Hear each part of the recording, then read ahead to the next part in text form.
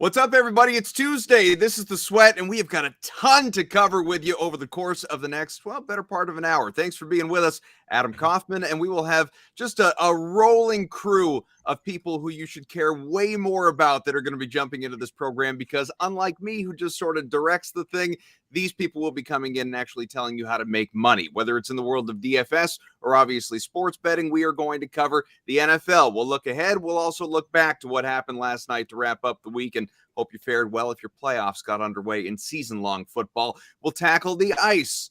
Not literally, that would really hurt. We'll talk about baseball movement across the majors and the winter meetings that were just behind us, and naturally, how can you forget the NBA? So we won't. In fact, we are going to start there. We bring in DraftKings' own Gary and Thorne, as well as Roto World's Nick Whalen. Good to see you guys. Hello. What's going on? Good to be back. All right, well, it's going to be NBA zone coverage for people that are unfamiliar with how this works. I actually really like it because we're giving each of these guys kind of an area of expertise. Gary's going to tackle the sportsbook zone, and Nick is going to handle all things DFS for us. So, guys, Nick, we'll start with you, and specifically the guard position for tonight's lighter slate in the NBA, just 5 games. Which is a guard that you feel you have to get into your lineup? Yeah, even with these 5 games, you still have plenty of options. You could go Curry, you could go James Harden, who's got a few games under his belt, does a decent matchup against the Sacramento Kings. But I want to save a little bit of money at guard and go with CJ McCollum, who's all the way down at 6,900. This is a guy who was priced, closer to almost 9,000 earlier in the season. He missed a few games, came back, really struggled in his first few games back, but played really well in back-to-back games against the Phoenix Suns, including a 49 DraftKings points game on Sunday night. So CJ McCollum needed a few games to kind of get his sea legs back, but he looks like he's going to be kind of back to peak CJ McCollum form. Still no Brandon Ingram for the New Orleans Pelicans. So to me, I think you're getting a pretty deep discount on a player with significant upside in McCollum. A couple other good plays to consider. You got James Harden, Chris Paul, certainly in a really good spot as well. But Gary, let's talk to you and look at all things sportsbook again. We'll sort of go back and forth between you guys. How about a money line tonight you really like? Let's just stay in New Orleans. They're actually, well, I guess they're not in New Orleans. That's the whole point of this. They are in Utah. So this line isn't actually too bad. They're only minus 130 on the money line, despite the fact that I think we can all agree the Pelicans are a much better team than the Utah Jazz. The Jazz will be getting Lauri Markkanen back tonight. I mean, that is a pretty major addition. I didn't think I'd be saying that 2 months ago, but here we are. But I just think with the way the Pelicans are playing right now, with a money line spread and a money line number this small, I think you just have to roll with them. They are undefeated in December. In that same span of time, they have a net rating of 11 points per 100 possessions, better than their opponents. It's the second best net rating in the NBA right now. The Jazz, meanwhile, we've sort of been talking about this for the last couple of weeks, have been regressing back to the mean. They are 2-5 ATS in their last 7 home games. So they haven't even been playing all that well when they get the home court advantage in Utah. So I don't care that the Pelicans are on the road. I'll just keep betting the Pelicans. Nick, we swing it back to you, and I think I said Roto World before, Roto Wire, of course, Nick Whalen, and it seems like I'm looking at the forwards for tonight, and obviously you've got the high-priced guys, Giannis, Tatum, LeBron, Zion, guys like that. It feels like more of a discount night, though, right? There's Chris Middleton, if you want to stay in that Milwaukee game. The other side of the game, Draymond Green, Mikal Bridges is in a good spot. Who do you like tonight at forward? Well, normally I would like Middleton in this spot. It does feel like Milwaukee is one of those teams that really dating back for several years since this core has been together, always seems to play Golden State well. But I'm not sure Middleton's going to play. He did tweak that ankle in their last game on Sunday. So we do need to wait and see on Chris Middleton. I mean, certainly you could go Kevin Huerter as my light just goes out on me mid-show here. He's at 5,500. He's a guy who's having a fantastic season in Sacramento. But at forward, we saved a little money at guard. I don't really mind paying up here and going with a guy who, routinely is putting up 50-plus DraftKings points with ease, and that's Zion Williamson. He's been much better, in DFS formats than season-long fantasy. If you play season-long, you're still dealing with the lack of threes, kind of the relative lack of defensive stats, not a great free throw shooter, but all this guy does is rack up points, rack up rebounds. The assists have been there recently as well. He even hit a couple threes the other night against the Suns. So Zion Williamson is rolling right now. He's playing with the most confidence that we've seen from him at any point in his NBA career. And he gets a Utah team that, yeah, they started hot. Yeah, they get Lauri Markkanen back, but this is a bottom 5 defense in the league on the year. Garion, Garion, all these games tonight, I'm just checking out the DraftKings Sportsbook. They're all the spreads are within 6 points or less, obviously. Who do you like to cover tonight? There are some questions about what the Kings are going to look like tonight. De'Aaron Fox is questionable, so obviously that's a little bit of news we have to track, and I think his status will impact this line if you want to wait closer to tip. However, right now, 5.5 points, I think I'll just take those with the Kings. I mean, they have consistently been one of the best ATS teams in the NBA this season. They're covering at a 64% clip. That is the second best mark in the league. They have the 6th best net rating in basketball in the month of December. And again, that's playing half of their games without their starting point guard in Fox. So even if he comes back tonight, that's an addition. If he doesn't play, they've been perfectly fine or have looked okay with Davion Mitchell starting in his place. I just think right now the Kings are in a pretty nice situation. Philadelphia, great team, particularly at home. So that is a little worrisome. I think they're 9-0 ATS, their last 9 home games. But I just think it's a lot of points, especially if the Kings do get Fox back tonight. Nick, we were talking big men. Let's go even bigger and go to the center position. Right there at the top of the pricing at that position, or pretty close to it. I guess Giannis at the top by a couple $100. But Joel Embiid, $11,700. He's been very good of late. Should we expect him to explode again?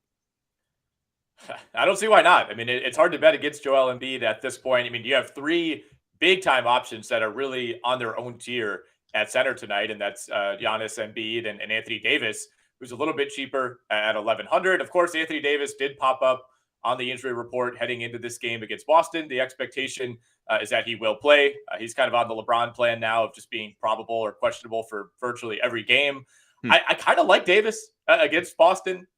We see the Celtics, trip up a couple times of late. Didn't look great last night against the Clippers. They're coming in on the second half of a back-to-back. They won't have Al Horford for this game. Of course, won't have Robert Williams either. So I think matchup-wise, even though the Celtics are a better team and I expect them to beat the Lakers, I don't know that they have anybody who's actually a good matchup to slow down Anthony Davis individually. So of those 3, I think maybe I'll save a little money, go with Anthony Davis. And then if you want to save even more, if you're looking for a discount option to fill out your roster on DK, I'm going all the way down to $4,400 and grabbing another player from this Pelicans game that Gary and I love, Larry Nance Jr. I mean, this is a massive discount price for a guy with back-to-back 42 DraftKings points outings. He's been fantastic for a month plus now at this point, and he's going to continue to benefit as long as Brandon Ingram is out of the lineup. He's one of those guys that maybe picks up an extra 4 to 6 minutes a night because of that, and he's been doing a ton with it. Nick, real quick, you asked, can anyone individually step in and cover Anthony Davis? Just looking at that game against Boston, what's hopefully a bounce back spot for the Celtics with how the NBA leaders have played of late. We know there's no Al Horford. There's only so much that can be expected from Blake Griffin, Luke Cornett, Grant Williams. Do we know about Rob Williams? Is he ready to make his season debut tonight? You know what? I'm not expecting him to play. The last news that we got on Robert Williams was that, they're still handling this day to day. He was listed as out for last night's game against the Clippers. Typically in this situation, you really almost never see a player like Robert Williams make their season debut on the second night of a road back-to-back. So I wouldn't expect it. My guess, the Celtics have like a 7-game homestand coming up that begins Friday against Orlando. So I think it would make a lot more sense to maybe have him debut at some point during that homestand, perhaps as early as Friday. Gary, you talked money line, you talked spread. How about a favorite player prop on the DraftKings Sportsbook tonight? Yeah, let's talk about a game we haven't touched on yet between the Suns and the Rockets. Right now, you can get DeAndre Ayton at plus 225 to be the leading scorer in this game. I would say his most direct competition, and the one guy who has slighter odds than he does, is Jalen Green. And we all know that Jalen Green is a pretty capricious scorer. He's going to take the shots. Whether or not they fall is definitely up for debate. He did have a very good game against Phoenix less than 2 weeks ago, so it's possible he recreates that. But Ayton has gone off for at least 25 points in 7 of his last 10 games. So he's in a really nice run right now.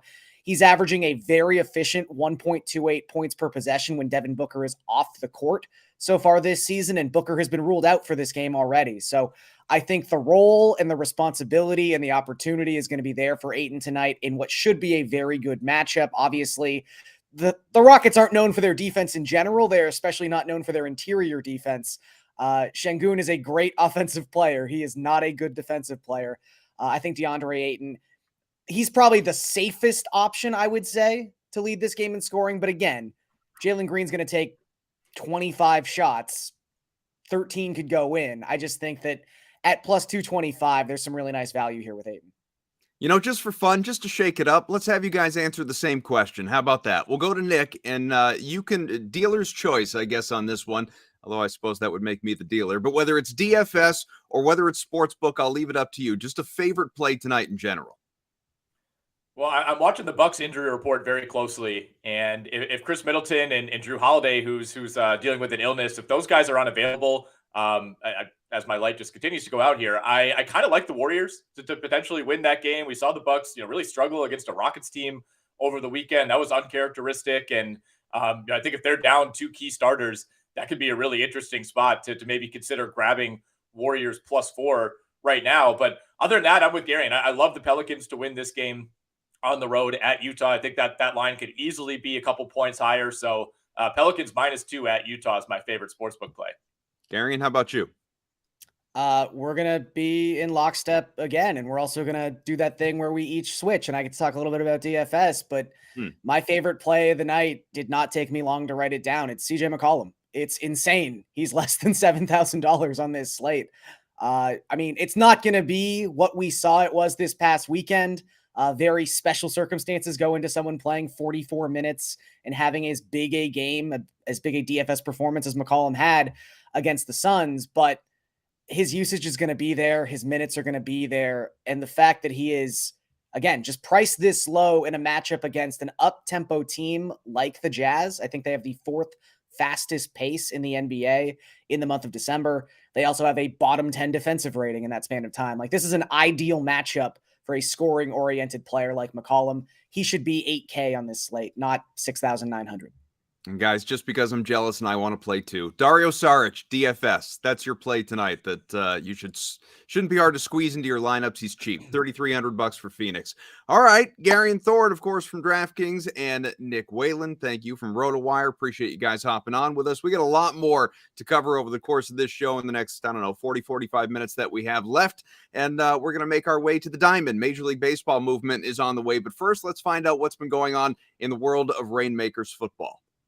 What's up, everyone? Chirag here to bring you the latest Rainmakers football update. We have a brand new collab with Pixel Vault going down today, 12/13 at 6 p.m. Eastern.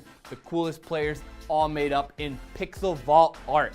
Check out this really cool pack. And if you haven't signed up right now, start playing today. Get your free starter pack. All you have to do is go here and click to claim, then get ready for the Saturday contest. 100K total available in these contests. 10K going to first for the core, 10K going to first place for the rare contest. 2 contests available, $100,000 for these contests. All you have to do is get a pack in the DraftKings marketplace for $99.99. What's really cool about this collab with Pixel Vault is that Rainmakers Football is now going to have an add-on. There are playmaker bonuses that have been added to the contest. What does that mean for you? So if you're holding a player that achieves one of these 5 items in a core or rare tier, you will be eligible at the time of the snapshot to be entered for a DFS contest in week 17. All you have to do is hold the player in the contest in your lineup, and they just have to achieve one of these items, and you'll be eligible for that DFS contest to win some of these prizes. So what's really cool about these contests going down on Saturday, December 17th, is not only is there a playmaker bonus achievement award, but there's also a collector's challenge. What does that mean for you? So basically 20 players that you need to collect in the core or rare tier cards, and then be eligible holding them at the snapshot time to get 5 Genesis promo packs and a franchise score boost of 1,000 points. Also, if you do it for just the rare, all 20 in just the rare, you will be eligible for 5 Elevate Rare packs and an exclusive NFT created by the Pixel Vault team. If that wasn't enough, there will be also a 50K DK Crown bonus for anyone holding the number 100 edition Pixel Vault NFT player NFT at the time of the snapshot. So this could be players like Josh Allen, Justin Jefferson, Jonathan Taylor. If you have any other questions, go ahead right here on the Pixel Vault landing page and check it all out. What's up, everyone? Welcome back here on The Sweat. And look at this. Look at the money handed out across Major League Baseball here over the course of this month. Aaron Judge, of course, the thought that he might land with the Giants. Nope, back to the Yankees, $360 million.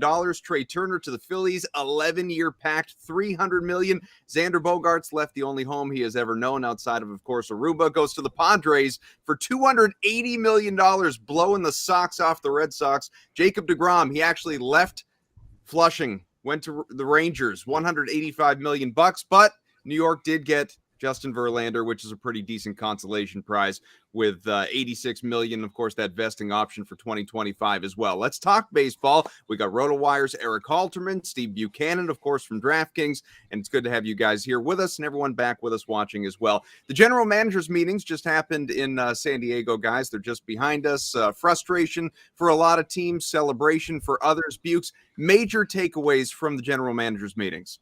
Yeah, I mean, it was very dynamic, I guess would be a good word to say that, with some of the shocking deals that we got there, like the Padres just blowing the Red Sox out of the water with that offer to Xander Bogaerts that he obviously would take. You would take that no matter who you are. You take that offer there. But even just talking about what just happened here with Sean Murphy going to the Braves, that is just such a great pickup, and I think one that's going to be underlooked over the next couple of years here. I mean, he's been buried in Oakland. The 7 fans that they have know how good Sean Murphy is, but finished with a wins above replacement of 5.1 amongst hitters with at least 250 plate appearances at the catcher position. That was only 3rd behind JT and Adley Rutschman. So he's a very good player, really deepens that lineup, and it's just another huge bat for that Braves lineup. So love that there. Love the meetings, and then that Murphy deal. I love that one a lot too. Eric, how about for you? Just biggest offseason story so far? Yeah, I mean, it might be the 2 shortstops changing teams. I think Trey Turner and Xander Bogaerts, those 2 huge and very long deals. You love to see it. 2 teams that know they need to be competing now while their cores are still all intact.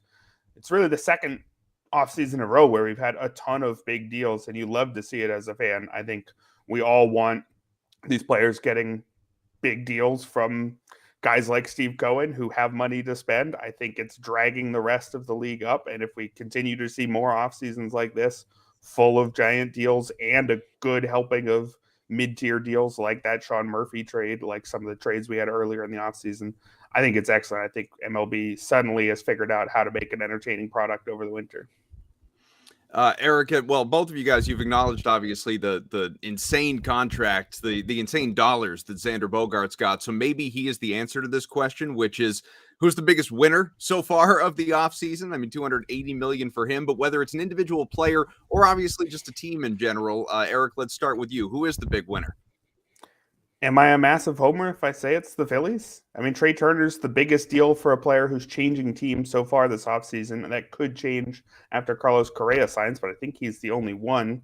And Taijuan Walker, I believe, is the 4th largest deal so far for a pitcher. I'm not sure he's the 4th best pitcher. Yeah, but you know what? It's not my money. I'll take an overpay for another fine mid-tier pitcher. I think adding a true star and a very serviceable mid-tier arm, even if it's more money than I would have gone, I think that's the winner. Honorable mention goes to both New York teams, but mostly they're not actually getting better.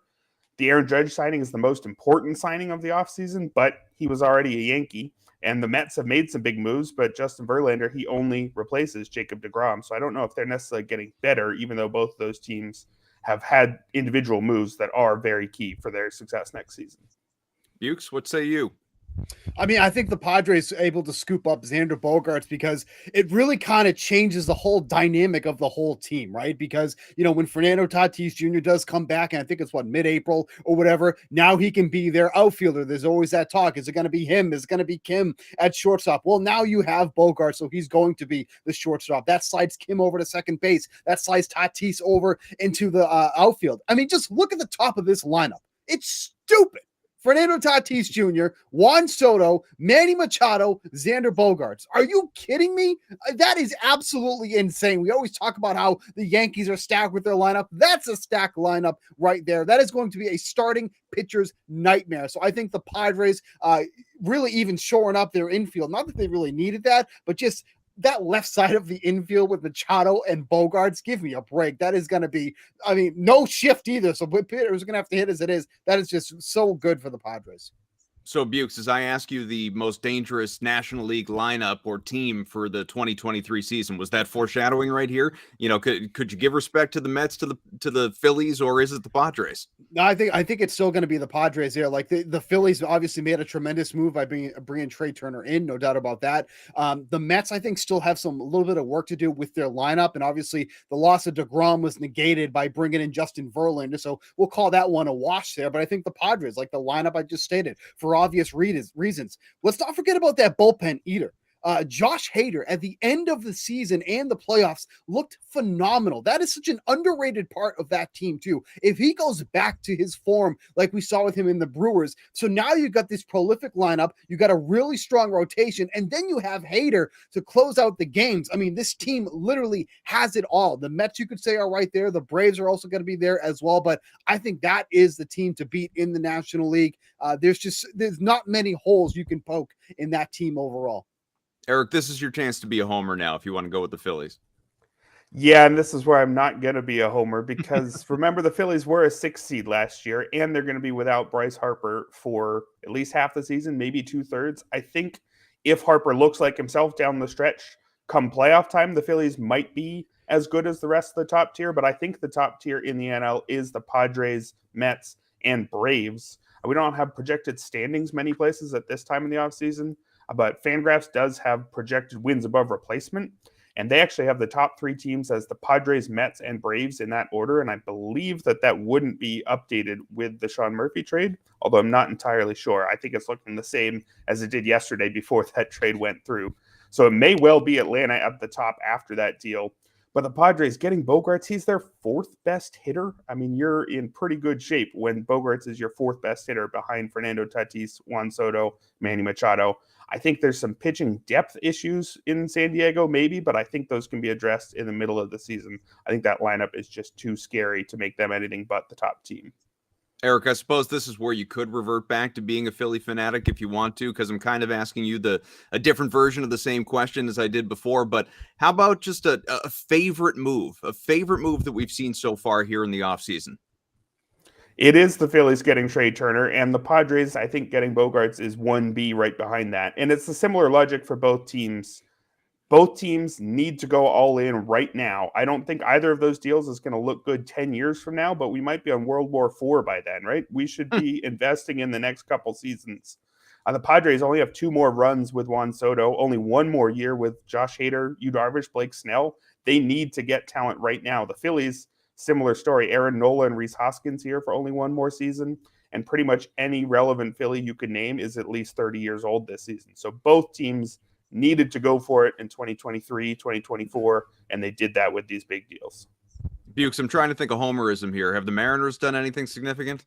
Yeah, of course they have. I mean, they're going to be the team that comes out of the American League, but let's talk about another team in that division. I love this Jose Abreu move to the Houston Astros. I mean, they really addressed one of their lone weaknesses this offseason, which was first base and Yuli Gurriel. Now, people can say, obviously, Jose Abreu getting up there in age, but like he doesn't have to be the guy in Houston like he kind of was with the Chicago White Sox. I mean, he could drop some balls over the left field wall there, grab a little bit more in those power numbers for home runs there. And yes, the power numbers were down. He only had 15 home runs during the regular season, but he also had 40 doubles. I think the Astros would be more than happy to get that type of production in the lower part of the lineup. He's not probably going to be batting 3rd or 4th. Like he's probably going to slot into that 5th spot, which I think is perfect for him here. I mean, you think about all the injuries that the White Sox had during the year. They really didn't have to pitch to Jose Abreu because there's nobody surrounding him in that lineup that was left because the number of injuries they had. That's going to be a big problem in Houston where there are going to be guys surrounding him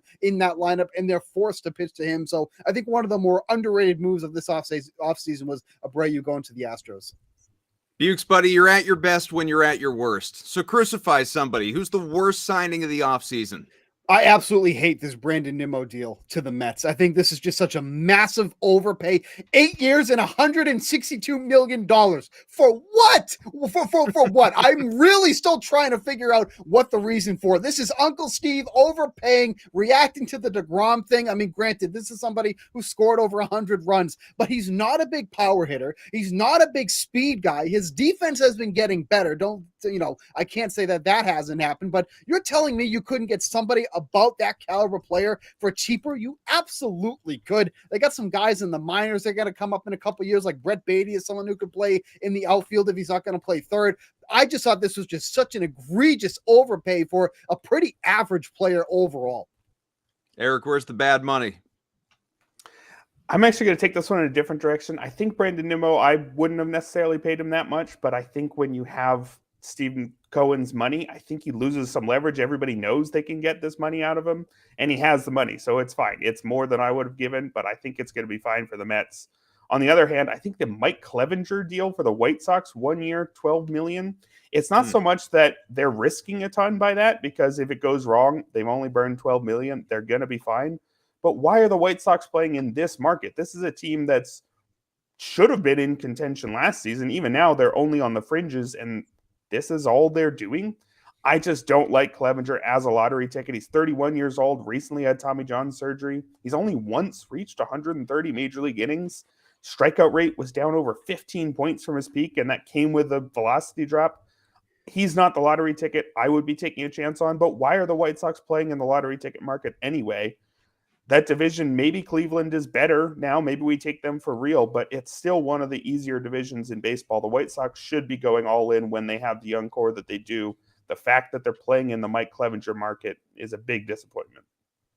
Well, since the Giants struck out on Arson Judge, unfortunately, and something or other with Coke Hamels out there, which move needs to be made, Bukes, by a playoff team that can bring them, elevate them to World Series contender? Yeah, I think the Astros just need another starter here. I mean, that team is really built to go in another deep run in the playoffs, but they need that solidified frontline starter like McCullers, Valdez, Garcia, Javier, and then maybe Urquidy is looking like they're going to be in the rotation right now, but they need that ace in the rotation there because, to be fair, some of the division, their division foes are improving in the pitching department. So I think the Astros need to add that frontline starter. I think the idea is, at least right now, they're going to win this game on offense, which they absolutely could with the lineup that they have. But I think they need that stopper, the guy who can stop the bleeding if they go on one of those losing streaks there. I don't know if they have that guy right now. It could be McCullers if he stays healthy. Valdez was obviously phenomenal, but I think they need that solidified leader in that rotation, and that would really put him over the edge. Who's missing that missing piece, Eric? Who is it? Has anybody checked in on the Dodgers lately? Here's their offseason activity so far. They brought back Clayton Kershaw. Good. They should do that. Their second biggest signing, they signed Shelby Miller to a major league deal. Their third biggest signing, they gave a minor league contract to Jason Hayward. So I guess he's probably hitting 30 bombs this season because it's the Dodgers. But man, what is going on there? This is a team that has money to spend. They were excellent last season, and they still have holes, especially with some of those injuries that hit the pitching staff. And they lost secondary pitchers, guys like Tyler Anderson, Andrew Heaney, and they lost big names like Trey Turner. Haven't brought back Justin Turner either. Not nearly the same caliber of Turner, but he would certainly help. A roster resource right now has James Outman, who's played 4 major league games, getting 400 plate appearances for this team. This is the Los Angeles Dodgers perennial contender. Why are they taking an offseason off here? They need a shortstop and starting pitching, so they should really be on Correa, Swanson, Carlos Rodon. They should be on everybody left because I guess they didn't need a lot given how good a position they started from, but man, it's been weird to see them do this little. We'll wrap on this one. We have to move quickly. Eric, we'll start with you, and I will give you the caveat of saying it is December 13th. I won't trap you in this. As of right now, who's your World Series matchup? Let's go Padres in the NL. We talked about it earlier. That lineup's outstanding. I think there's some pitching holes, but they can patch those at the deadline. And then the AL, it's going to be the Astros still for me until they prove otherwise. I think they got worse this winter, losing Justin Verlander. They did get Jose Abreu back, as Steve mentioned, but that's still a downgrade. But the Yankees were the only team really in their tier in the American League, and they got worse as well. Lost Jameson Taillon. They're only get so far, I think, is Tommy Kahnle. So it's still Houston there. I think Houston, San Diego would make for a very exciting World Series, but that's what we get. Steve, I hardly know how to ask. Are you willing to entertain anyone coming out of the AL that's not Seattle? So I'm going to give you a quick answer because you asked for a quick answer. Padres, Seattle. Easy enough. The answer there was no. Thanks to Bukes, thanks to Eric, and we're halfway home here on the Sweat. We got a lot more to cover. We're going to hit the ice. NHL is on the way. Stay with us.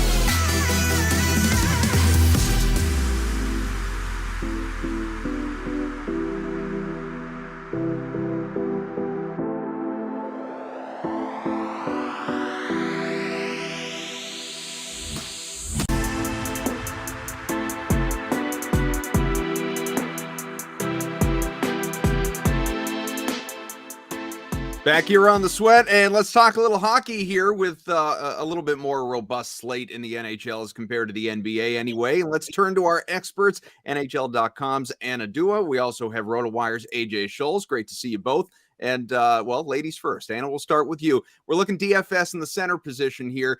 Do you go right to the top? And I'm looking at it right now. You got Austin Matthews. It just seems like he's so much more advantageous, even in terms of those higher price plays, than anybody else that's listed in terms of the pivots.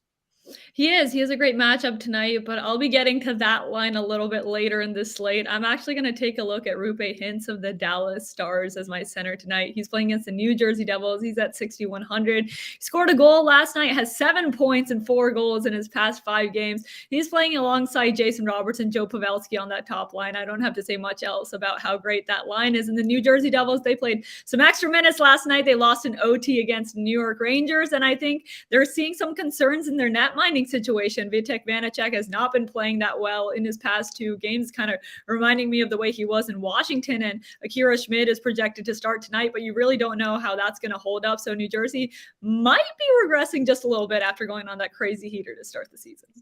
AJ, who's your favorite man in the middle? Well, you kind of mentioned it, Adam. Look, the Ducks have supplanted the Blue Jackets as the worst defensive unit in the league, allowing 4.17 goals per game this season. So you have to stack the Leafs tonight, and I do think you start with Austin Matthews despite that hefty $9,100 price tag. If that's a little too high for you, you want a little more roster flexibility, you could look at Alexander Barkov at 7,600. He's going to face those aforementioned Blue Jackets who have been equally terrible this year. There are a couple of matchups tonight that I think you can target where there should be heavy favorites that can produce high goal totals. And I think both Toronto and Florida are primed for that tonight. AJ, looking at the wingers here, and I don't know that you want to go all the way to the top of the board. You could do a little bit of a salary savings and look at the likes of Timo Meier, Mitch Marner. But I wonder, how about more of a mid-tier guy like a Patrick Kane at 5,500? Well, I don't really love the matchup for Chicago here, so I am going to avoid Patrick Kane. But look, why is Mitch Marner only $7,000 on this slate? I mean, you're talking about a guy who has continued to produce 22 games is the current streak right now. So I think you have to have him in your lineup tonight. 7K, not breaking the bank compared to the top, and is producing like nonstop. And so I think you have to have him. Great matchup, as I said. I think you could consider the other side of that Patrick Kane matchup. Go with Alex Ovechkin at 8K. Going up against this underwhelming Blackhawks team. He's chasing down goal number 800. They're going to be coming potentially in bunches here periodically. So I think it's a good matchup for Ovi as well. Again, on the high side of the price tag, I prefer Marner at $1,000 cheaper. But if you have the money to spend, say you paid down at the center position, you could get Alex Ovechkin in here. Poor Wayne Gretzky is going to be hitting the road like a more famous Roger Maris Jr. having to watch this thing unfold too. It's going to be really distinct. Anna, what about you? Now I'm going back to give my hometown some love. I'm taking a look at Michael Bunting. I think we need to talk about the point streak he's on. He has points in 8 consecutive games, 10 points in that span, playing with Austin Matthews, who we've talked enough about him so far on this show, but he's also on a 7-game point streak. And William Nylander, who actually leads the Leafs in goals so far this season with 17. So Michael Bunting is a great value on that line. He's at 4,200. So I'd rather have him and get Austin Matthews' secondary production. I'm going to keep scouring looking for guys so that just once I'm going to get from one of you. It's like, yeah, that's the best play of the night, Adam. It's going to be great. Let's go to the Blue Liners. How about, Nana, we'll go back to you here. Aaron Ekblad. What do we think of him? You know what? I want to give it to you, but I just can't just yet because I'll be taking the opposite side of that matchup even later in the show. But I'm actually going to go with Arizona on the blue line. And I'm taking a look at Jacob Chikrin because he's on a 5-game point streak right now, 6 points in that span. And he's only played 10 games this season, has 39 shots on goal in those 10 games, the second most shots per game out of all NHL defensemen behind only Roman Josi. I think he's a player that's very, very underrated on the blue line and is a pretty good value. I didn't want to just say Kale or something like that, AJ. It felt too easy. I got you, Adam. My guy is Aaron Ekblad tonight at All right. 6,500. We're getting back to that Panthers matchup that I mentioned before. They're going up against Columbus, primed to get some production here. He's been a little quiet of late in terms of offensive upside, but he's got 16 shots over the last 5 contests. And again, just being able to stack that matchup here, I really like that one. Although I will say, I think Anna's call on Chikrin is a great one as well. He puts a ton of pucks on net and really is worth the value with a high DFS floor. Speaking of value, AJ, let's talk best value tonight on the slate. And this, I'm not trying to be a homer. I actually think he's a really good play. Craig Smith tonight. I'm going to pass on that one. Okay. And I will tell you, Anna stole my thunder here on this one. I was going to go with Michael Bunting as well at 4,200 for my value play. Again, that top line with the Leafs, it's probably a little bit obvious. If you want to go even cheaper and get a share of some Toronto, you could look at Dennis Malgin, who comes in at 2,800. He's playing on that second line right now. If you don't want to use the Leafs, if you want to go somewhere else, Dallas's Mason Marchment will cost you 4,300. He's got 4 points in their last 5 contests, along with 13 shots and 13 hits. So a good floor for Marchment as well. Anna, who's your favorite value tonight? I'm going on the other side of that Florida matchup. I'm taking a look at the Blue Jackets right now, and Jack Roslovic, he has points in 5 of his past 6 games, had a 4-point night just 2 days ago against the Los Angeles Kings, 2 goals, 2 assists in that game. And the Columbus Blue Jackets, they're trying something different right now. They split up Patrick Laine and Johnny Gaudreau onto 2 separate lines, Roslovic being the center to Patrick Laine's line on the second line for the Blue Jackets. And they're a surprising team. They're actually finding some sort of momentum right now in that top 6. So maybe it'll keep going against the Florida Panthers.